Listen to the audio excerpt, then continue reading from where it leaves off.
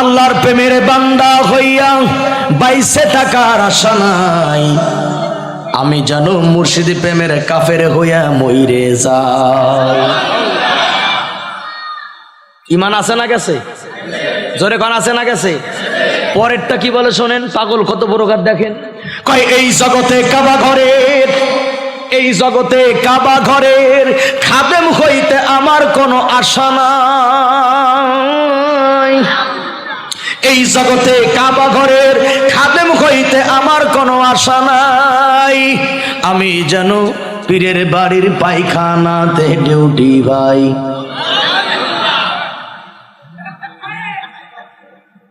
কাবা ঘরের খাদেম হতে চাই না, পীরের বাড়ির পায়খানার ডিউটি চাই। আর আমি আমার ভাষায় বলি, যারা কাবা ঘরের খাদেম না হয়ে পীরের বাড়ির পায়খানার ডিউটি চায়, আমার মনে হয় ওরা মাঝে মধ্যে পীরের পায়খানা খায়। কথা ঠিক না? এই গেল দুইটা। 3 নাম্বার রাখছর চট্টগ্রাম থেকে বলতেছে, কই আমার তরিকার ভাই, আমার মরণ বেলায় ঢোলবাসি বাজায়ো। কি বোঝেন না আপনারা? সুবহানাল্লাহ কোন হবে? আমার মরণ বেলায় ঢোলবাসি বাজায়ো। ওরে ইসমে আজম গাউসুল আজম, ইসমে আজম গাউসুল আজম পড়িয়া শোনায়ো, আমার মরণ বেলায় ঢোলবাসি বাজায়ো। চিৎকার দিয়ে বলেন নাউজুবিল্লাহ। এইগুলা বললে বিশ্বাস করলে ইমান থাকবে না, ভাগবে। জোরে বলেন। 4 নাম্বার চোর আবার বলতেছে, কই জীবন মরণ সপেছি, যবে ল্যাংটা বাবার প্রেমে পড়েছি। গান বানাইছে, মানে সুরে সুরে গান বানাইছে, মানুষ কেমনে পাগল হয়। এরকম ঢোল নিয়ে করলো, ওই খবর দিল। ওইটাই তো কইতেছি, কারণ যেখানে অন্ধকার সেখানে আলো থাকবে। কথা ঠিক কিনা? এই দেখছেন তথ্য বের করে দিয়েছে, মানুষ মরার পরে ঢোল বাজিয়ে বাজিয়ে কবর দিয়েছে। আমরা অবশ্য প্রতিবাদ জানিয়েছি, কিন্তু যদি সাংবাদিক আর প্রশাসন আর যদি বাংলাদেশ হযরত শেখ হাসিনার কিছু লোকেরা যদি ওনার প্রতিবাদ করত, তাহলে এই অবস্থাগুলো বাংলার জমিনে থাকতো না। কথা ঠিক কিনা? পাগল দেওয়ানা হয়েছি, যবে ল্যাংটা বাবার প্রেমে পড়েছি, দেহ মন প্রাণ সঁপে দিয়েছি। পাগল দেওয়ানা হয়েছি, যবে কেল্লা বাবার প্রেমে পড়েছি। চিৎকার দিয়ে বলেন নাউজুবিল্লাহ। পীরের নামে ল্যাংটা পীর, আমি এই তথ্যটা আজও বুঝলাম না। মুসলমানের গিরের উপর কাপড় উঠানো হলো কবিরা গুনাহ। কথা কন না কেন? আর টাকনুর নিচে কাপড় পরাও কবিরা গুনাহ। মা আসফালা মিনাল কাবাইনি মিনাল ইজারি ফিন্নার। নবীজি বলেন, টাকনুর নিচে পায়জামা লুঙ্গি প্যান্ট শার্ট পরা কবিরা গুনাহ, আর গিরের উপরে কাপড় উঠানো কবিরা গুনাহ। তো পীর যদি হয় ল্যাংটা, তো মুরিদ তো ডবল ল্যাংটা। কথা ঠিক কিনা? জোরে বলেন। ও ভাই, বিশ্বাস করেন এই ভণ্ডামিগুলো আমরা ওয়াজ করে দূর করতে পারবো না। তবে হ্যাঁ, আমাদের বলার দ্বারা কিছু জনগণ সতর্ক হচ্ছে, এটা ঠিক আছে। তবে এগুলি দূর হবে তখন পার্লামেন্ট থেকে এদের বিরুদ্ধে আইন তৈরি হবে। যখন পুলিশকে যদি বলে দেয় তোমার এলাকায় এগুলি হতে দিবা না, ওসি সাহেব ঘোষণা করে দিবে ইনশাআল্লাহ একটা মহল্লার মধ্যেও গাঁজাখোরের বাচ্চারা গাঁজা টানার সুযোগ পাবে না। কথা ঠিক কিনা বলেন? আমি আপনাদের একটা তথ্য দিয়েই মূল কথায় যাচ্ছি। দেখেন, গাঁদা খাওয়া, মাজারে নাচানাচি, হাই হোসেন করা, এগুলি করার মধ্যে ইসলামের কোনো ফায়দা নাই, এগুলির করার মধ্যে কিচ্ছু নাই। অবশ্যই এই ভণ্ডরা গান তো নিজেরা গাইছে, এমনকি বড় বড় অলি আউলিয়া যেমন খাজা মাইনুদ্দিন চিশতি, আব্দুল কাদের জিলানী, এদের বিরুদ্ধেও তারা তহমত লাগাইছে, এরাও নাকি গান গাইছে। এমনকি তারা বেলালকে পর্যন্ত গানের গায়ক বানাইছে, এমনকি তারা বিশ্বনবীরও গানের গায়ক বানাইছে। নাউজুবিল্লাহ পড়েন। ওই যে আরেকটা গান শোনেন নাই? কই আকাশটা কাঁপছিল কেন, জমিনটা নাচছিল কেন, বরফের ঘামছিল কেন, সেই দিন গান গাইছিল খাজা যেই দিন। তাজা মিথ্যা কথা। গোলাম ফকির এই যে সিনেমা লাইছেন, এক তাজা মিথ্যা কথা। উসমান হারুনি খাজা মঈনুদ্দিন জীবনেও কোনোদিন গান গায় নাই। তথ্যটা খালি আপনাদের শোনাই যাচ্ছি। উনি অলি হলো কেমনে? যারা অলির নাম নিয়ে নাচানাচি করে, ফালাফালি করে, এই কথাটা তাদের জন্য একটা জুতার মতো কাজ করবে। দিলের কান্দে শোনেন, খাজা মঈনুদ্দিন অলি হইল কেমনে? 90 লক্ষ হিন্দু উনার হাতে হাত দিয়ে কালিমা পড়ে মুসলমান হয়ে গেছে। কত লক্ষ? 90 লক্ষ হিন্দু তার হাতে কালিমা পড়ে মুসলমান হয়। খাজা মঈনুদ্দিন ছিল 30 পারা কোরআনের হাফেজ। সুবহানাল্লাহ বল। আজ সারা পৃথিবীর ভিতরে 6 কোটি হাফেজ। আলহামদুলিল্লাহটা জোরে খন, শুনলে খুশি হবেন। 6 কোটি হাফেজের ভিতরে আমার বাংলাদেশের হাফেজ হলো 1 নম্বর। এই বছরের কথা বলতেছি, দুবাইয়ে প্রতিযোগিতা হয়েছে, 1 নাম্বার, 2 নাম্বার, 3 নাম্বার, 3 জনই বাংলাদেশের। আলহামদুলিল্লাহ পড়বেন না ভাইরা আমার? তত্ত্বটা দিয়ে যাই, যারা মারেফাতের দজাদরি আছেন, লালন ভাইয়ের মুরিদ যারা আছেন, জাদি গেল তোর যার দুনিয়াতেও গেছে, আখিরাতেও যাবে। কথা ঠিক কিনা ধরে বলে? খাজা একদম সংক্ষিপ্ত আকারে বলছি, আনিসুল আরওয়া থেকে কিতাবের নাম, যারা ওলামায়ে কেরাম যারা পড়াশোনা করেছে তারা জানে। উসমান হারুনি হচ্ছে খাজা মঈনুদ্দিনের উস্তাদ, তার আমির, তার নেতা। একদিন এশার নামাজ পড়ে বলতেছে, আপনারা কয়জন মুসল্লি নামাজ পড়েছেন? তো গুনে গুনে দেখে যে 18 জন মুসল্লি। কতজন মুসল্লি? 18 জন। উসমান হারুনি বলতেছে, এই 18 জন যদি আমার পিছনে ফজরের নামাজ পড়েন তাহলে আমার সাথে জান্নাতে থাকতে পারবেন। আসলে উনি তো জান্নাতের মালিক না, কিন্তু মুসল্লির টেস্ট করার জন্য বলেছে। তবে শর্ত হলো, এই কথা যদি প্রকাশ করো তাহলে জাহান্নামে যাওয়া লাগবে। 18 জন বাড়িতে চলে গেল। এবার রাতটা পার হয়ে গেল, ফজরে আজান হয়ে গেল, মসজিদের ভিতরে সবাই নামাজের জন্য রওনা করলো। ওসমান হারুনি হইল ইমাম। ফজরের নামাজ পড়ার পরে তাকাই দেখে কিসের 18 জন মুসল্লি, মসজিদ ভরা, শত শত মুসল্লি। সুবহানাল্লাহ।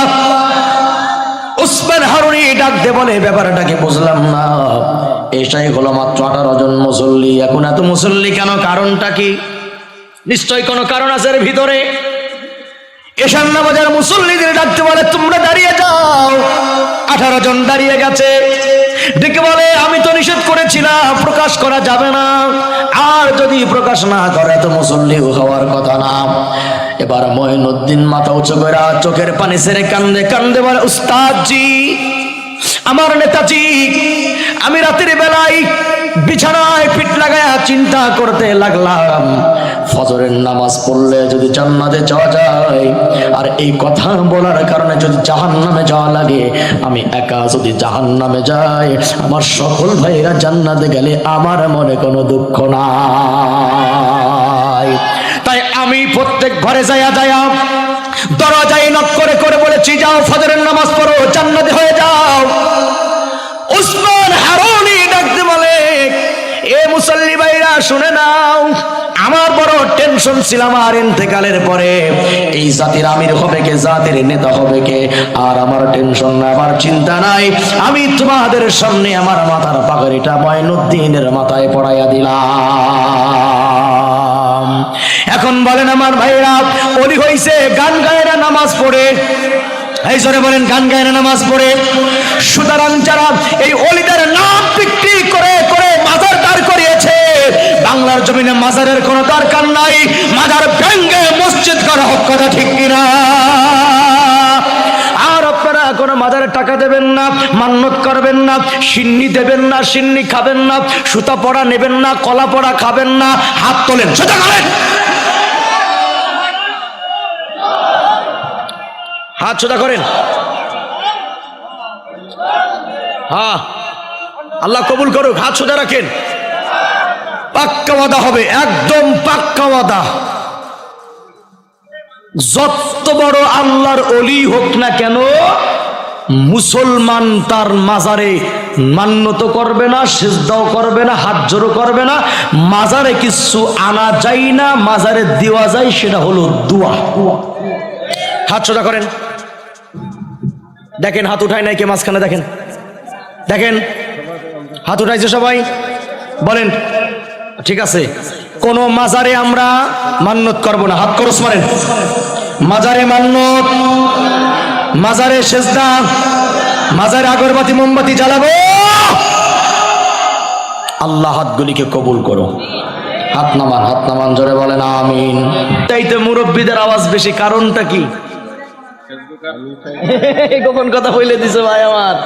কারণ বর্তমান সময়ের 90% যুবকের দেহ খায় ফেলাইছে ফেসবুক আর পাবজি আর ফ্রি ফায়ার। কথা ঠিক কিনা? মাঝখানে তথ্যটা দিয়ে যায়, সময় হয়তো পাবো না। ওরা এখন এই মোবাইলগুলো দুই হাত দিয়ে ধরে, খেয়াল করেন দাদা, দুই হাত দিয়ে ধরে দেখবেন এখানে কথা বলতেছে না, মুখ খোলে না, কিন্তু 5 জন 10 জন ব্রিজের নিচে বসে, কালবাটের উপরে বসে, রাস্তার মোড়ে বসে, কলা বাগানে বৈশা একা একা খেলে না, কারণ মাসআলা জানে জামাতে সব বেশি। কথা ঠিক না? জোরে কর। এবার জামাতে বৈশা মোবাইলটা দুই হাত দিয়ে জোরে ধরে এইবার শুরু করেছে গেম।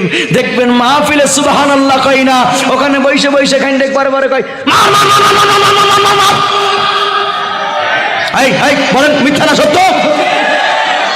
মুখ দিয়ে ফেনা বাইর করে ফেলায়, তথ্যটা দিয়েই যাই ভাই।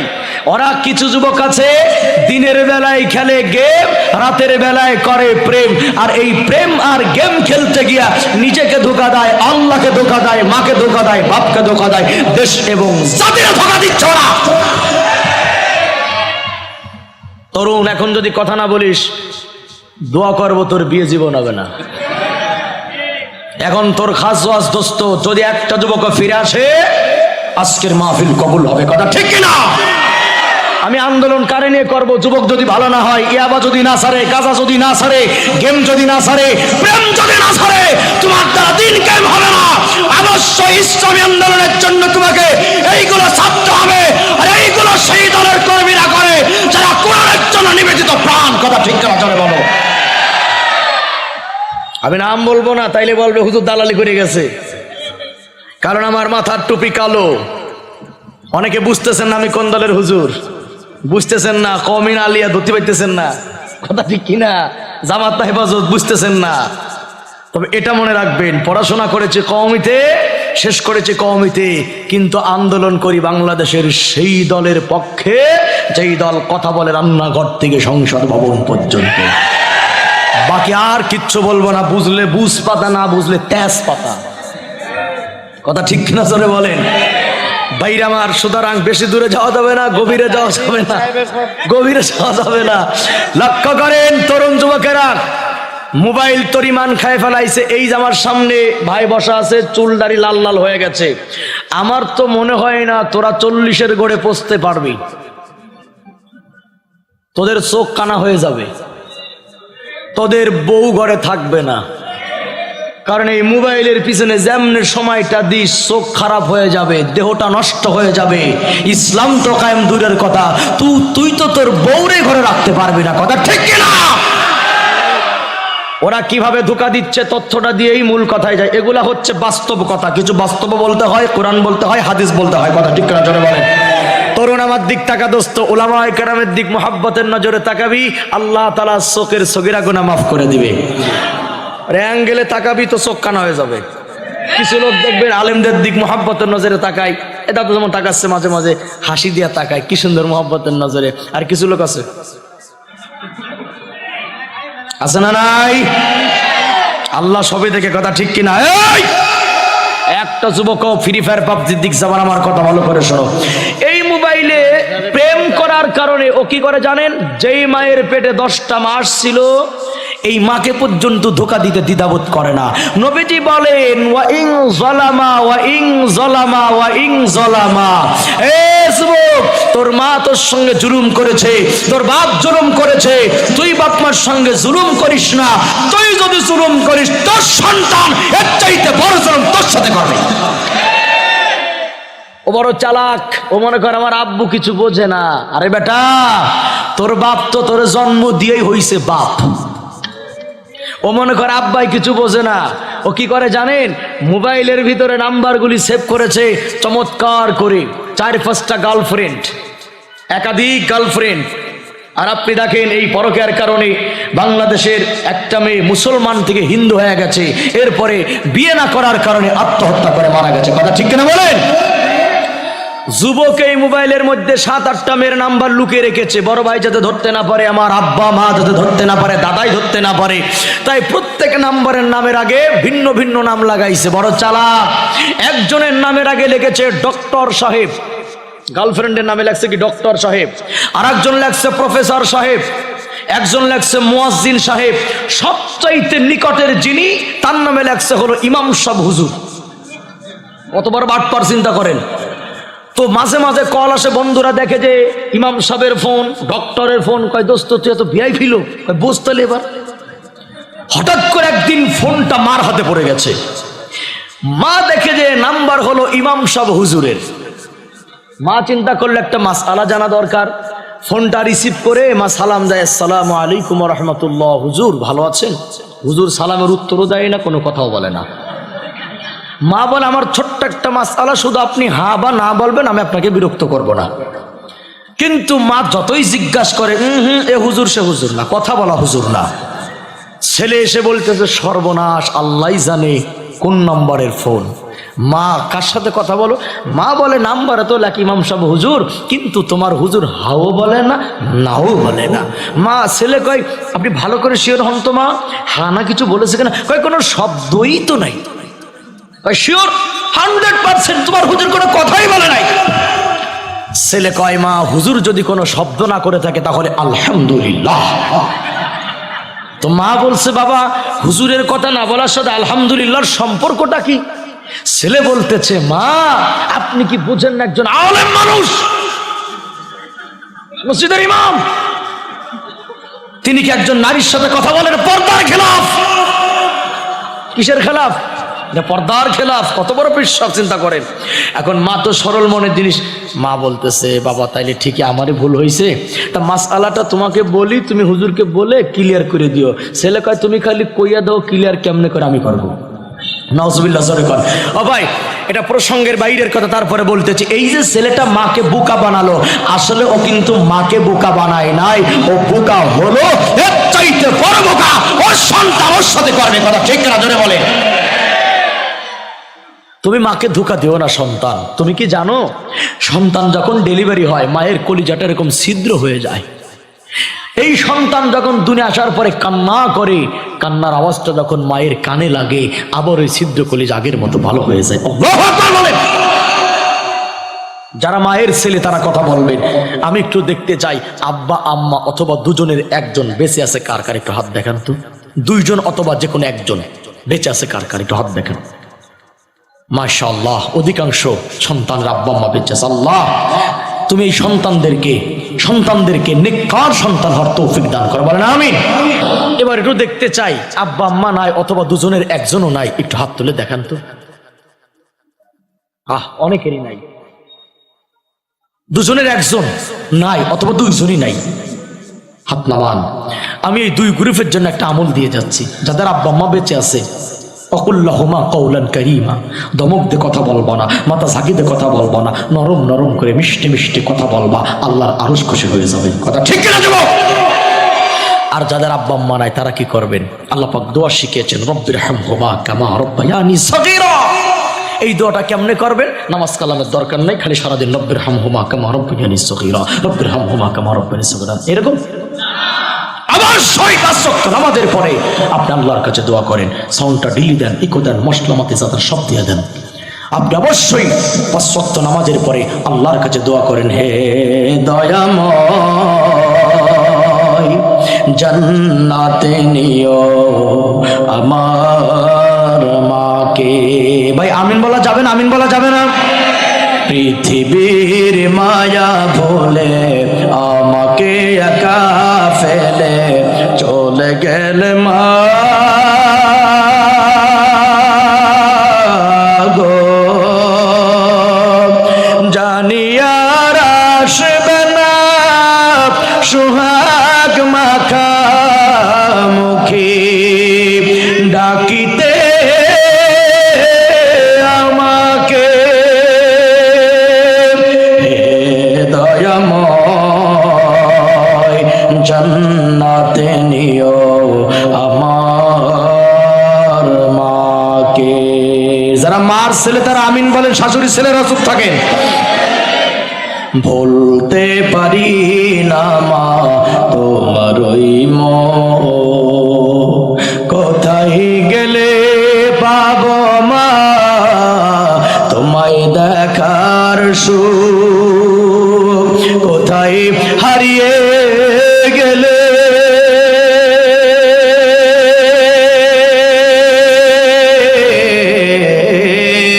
কোথায় হারিয়ে গেলে রেখে আমাকে।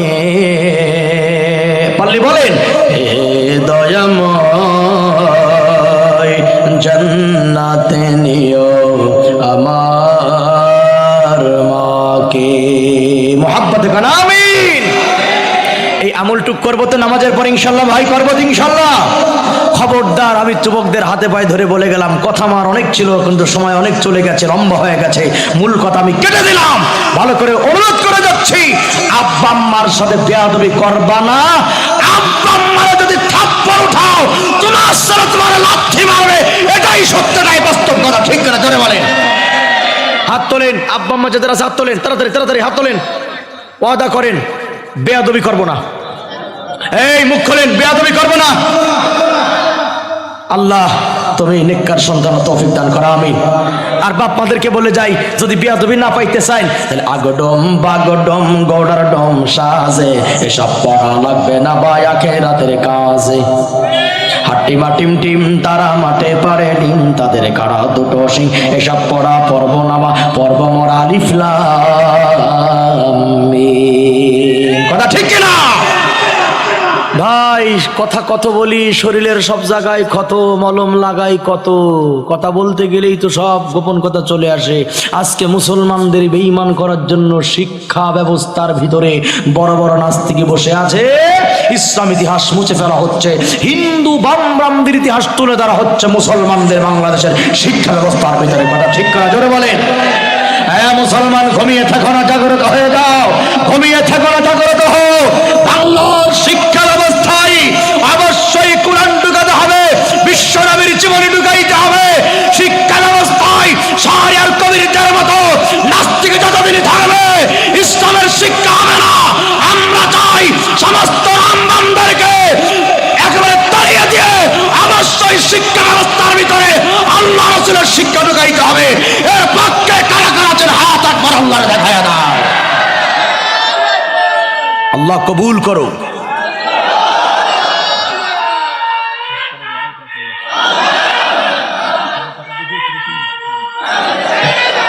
আরে জোরে।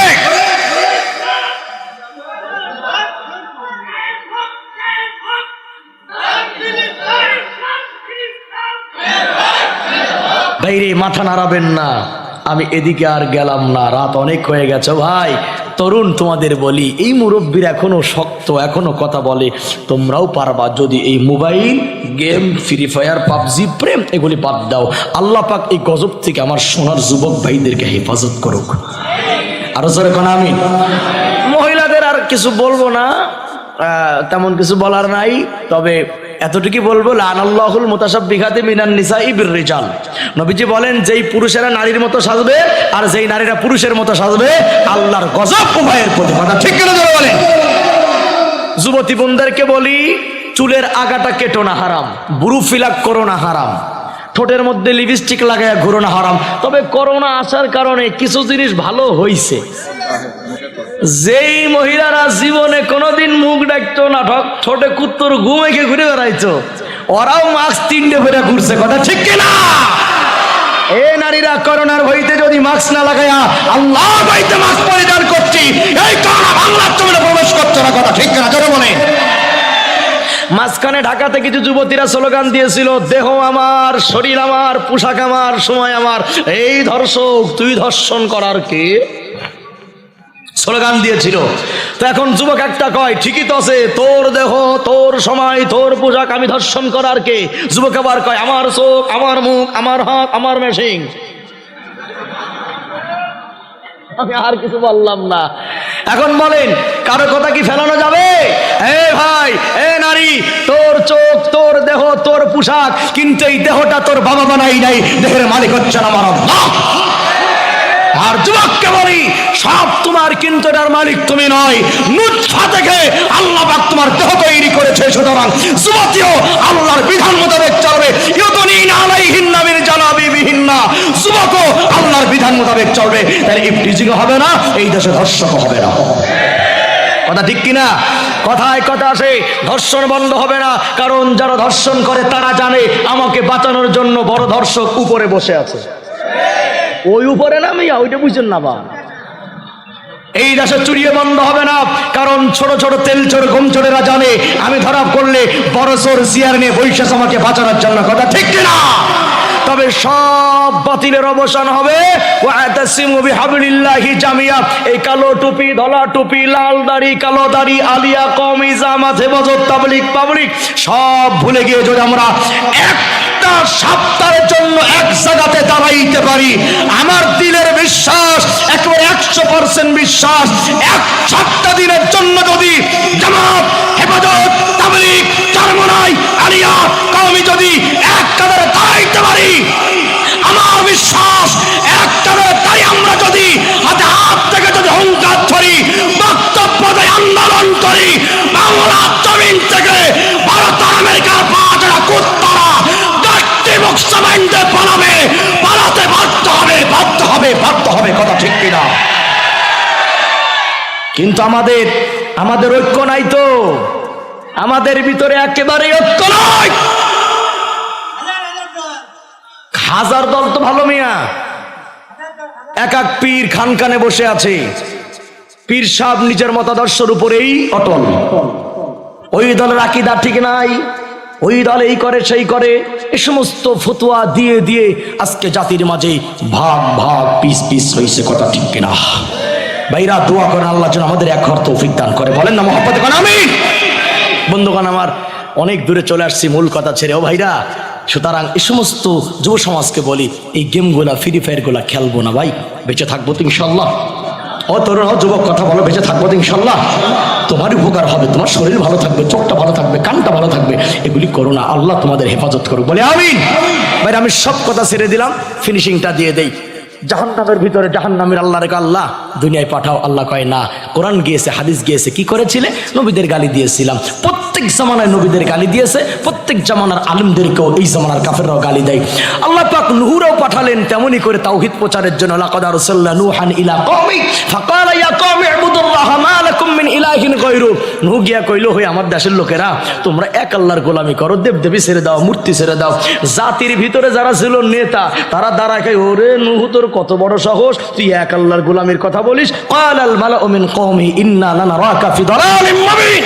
এই নূহ, তুই তো গুমরাহ, আমরা দেখতে পাচ্ছি তুই গুমরাহ হয়ে গেছিস। নাউযুবিল্লাহ। পড়েন ভাইরা, আয়াতের শিক্ষা অনেক। মূল কথা, নূহ নবী যেমন জাতির দাওয়াত দেওয়ার কারণে গুমরাহ হলো জাতির নেতাদের কাছে, এই জামানাতে আলেমরা যখন জাতির বেঈমানদেরকে দাওয়াত দেয়, এই জাতির মধ্যে যারা বাটপার, সিটার, বেঈমান, যারা কুফর করে, যারা শিরক করে, যারা, তারাও কিন্তু আলেমদেরকে কোনো না কোনো কায়দায় উগ্রবাদী, জঙ্গিবাদী বলে হামলা মামলা, আপন বউকে ধর্ষিতার আসামি করে তারা জেলখানার ভিতর ভরে রাখতেছে। কথা ঠিক না? জোরে বলেন।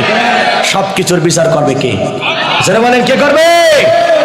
নূহ নবী বলে দিলেন, ওয়ালাকিন্নী রাসূলুম মির রাব্বিল আলামিন, আমি কোনো গুমরাহ নই, আমি আল্লাহর পক্ষ থেকে এসেছি, যিনি तमाम জগতের মালিক, তিনি আমাকে রাসূল বানিয়েছে। ভাইয়ার আমার, নবীদের দাওয়াত ছিল যে তাওহীদ, আমাদের দাওয়াতও সেই তাওহীদ। কিয়ামত পর্যন্ত তাওহীদের বিপক্ষে থাকবো না পক্ষে থাকবো?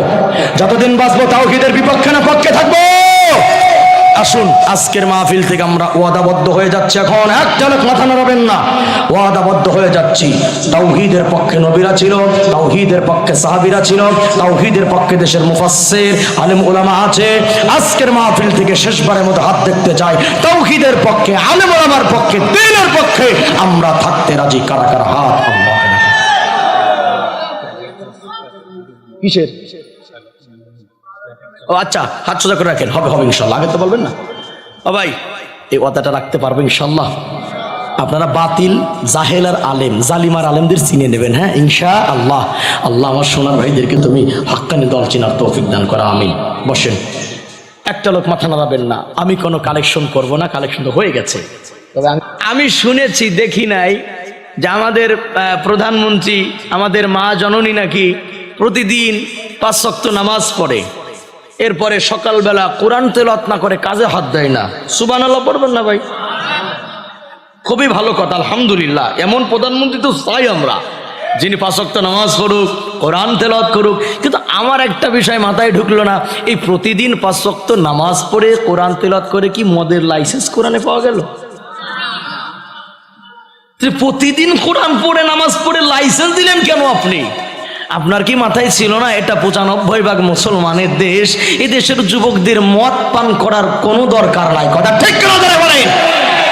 বরঞ্চ মদ বাংলার জমিন থেকে উৎখাত করা দরকার ছিল। ইয়াবা সেবন করলে যেমন ক্রস ফায়ার দিয়েছেন আপনি, আপনার উচিত ছিল মদ যারা পান করবে তাদেরকে ক্রস ফায়ার দেওয়া। সেটা না করে আপনি কেন লাইসেন্স দিলেন? এটাই প্রমাণ করেছেন আল্লাহ কোরআনে বলেছে, ইন্নামাল খামরু ওয়াল মাইসির ওয়াল আনসাব ওয়াল আজলামু রিজসুম মিন আমালিশ শাইতান। কোরআন দ্বারা প্রমাণ হয়ে গেল মদের পক্ষে যারা কথা বলবে তারাই শয়তান। আর এই কথাগুলো বললেই তো বলবে হুজুর ওয়াজ না করে রাজনীতি করে গেল কেন? কথা ঠিক কিনা বলেন? বাইরে রাজনীতি করে গেল কেন এই কথা বলে আপনি হক কথা বলা বন্ধ করতে পারবেন না। কথা ঠিক কিনা? আর এই কথাগুলো বললে তো যারা এগুলি করে তাদের একটু লাগবে না?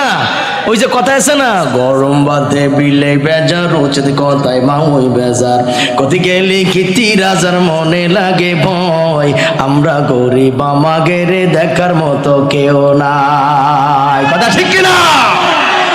এই জন্য সত্য কথা তো বলতেই হবে। বাংলাদেশে ফিতনা যারা করে আল্লাহ পাক বলেন তাদের প্রতি আমি আল্লাহর গজব, আমি আল্লাহর লানত। তোমরা আলেমদের উপরে খেপছো কুত্তা খেপার মতো। আলেম শূন্য করে দাও দেশ, তার কাগজে লিখে রাখো আলেম শূন্য পৃথিবী হবে।